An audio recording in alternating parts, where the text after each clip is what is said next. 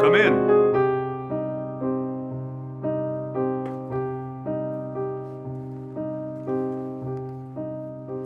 Have a seat. Thank you for taking the time out of your day to meet with me, Professor. I really appreciate it. It's actually quite an honor to be here. Never mind the platitudes. Sir? I know why you're here. Do you know why you're here? I needed advice about my assignment. I sent you a copy. Of the story, which presumably you toiled over for the entire semester instead of waiting to the last minute to fall back on cliché, inconsistency of world, banal turning points, a flat, uninspiring story climax, a loosely tied ending. No less than 10 days before the deadline.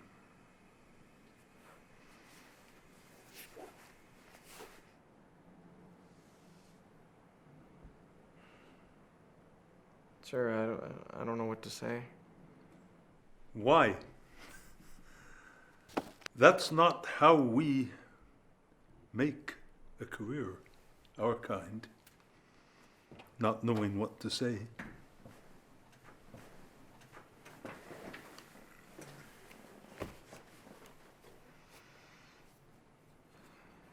I don't know.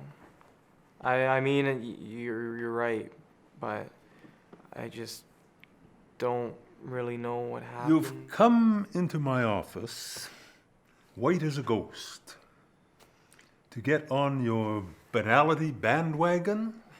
No, I mean, yeah, you're right, but I just don't know what happened. Don't say don't know. No, I'm a little stressed.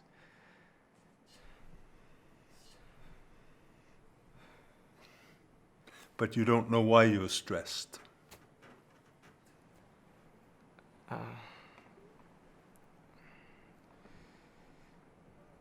I know I'm not a writer. I know I can't quote from Orwell or Kafka or Melville like everyone else in this building. I know I don't belong in your class.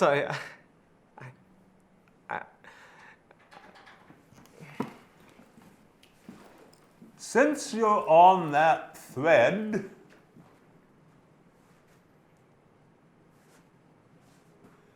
do you know why I selected you for this class?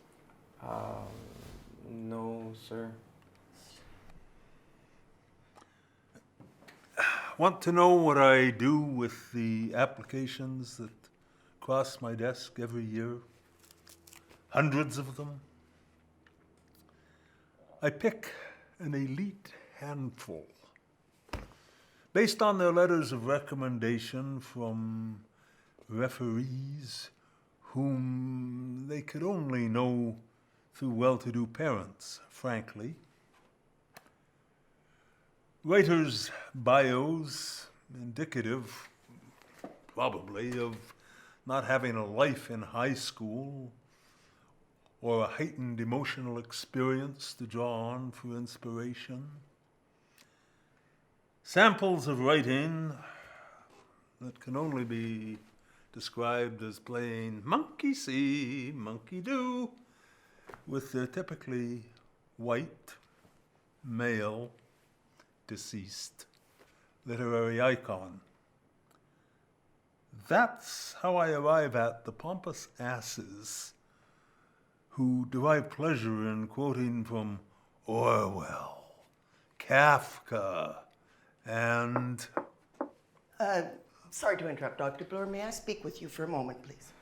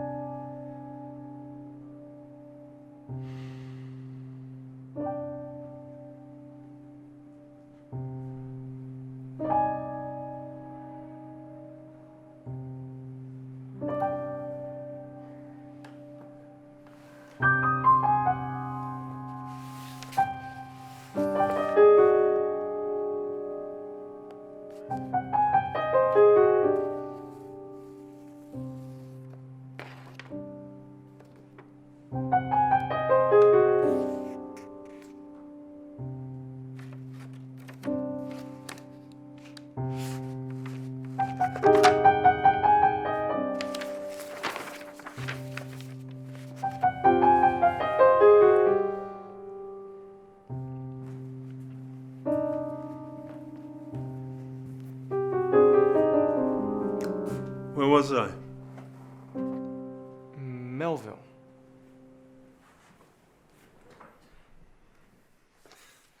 Right, Melville. I am talking of those who hide their lack of story talent behind inflated reportage. But then I pick one person who doesn't have any of those prerequisites or tendencies,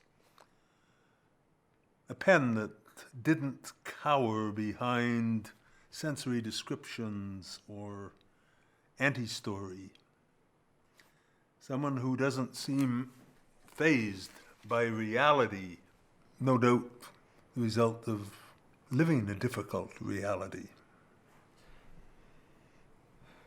And I offer that person a chance.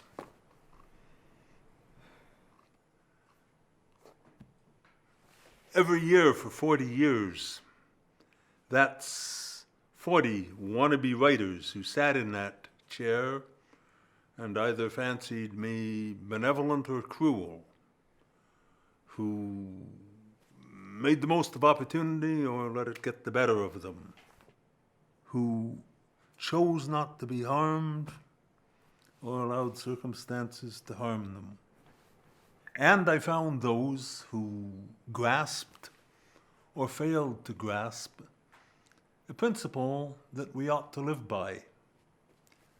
The impediment to action advances action.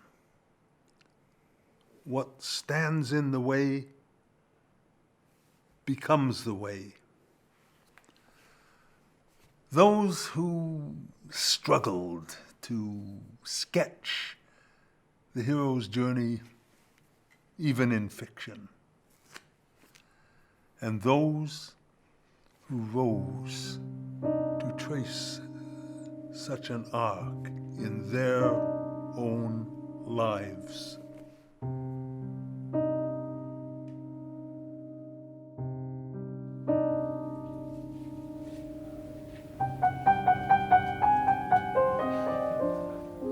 Thank you for taking my question. It is an honor, actually. I was really fascinated by the way you gave an ancient philosophy, Stoicism, a fresh take. I think I was just trying to understand. Now, you begin the book with each to his decisions, each the fate of another beyond his controlling. The line seems to inform the arc of one of the characters in your book. But which is it? Your protagonist or his helper?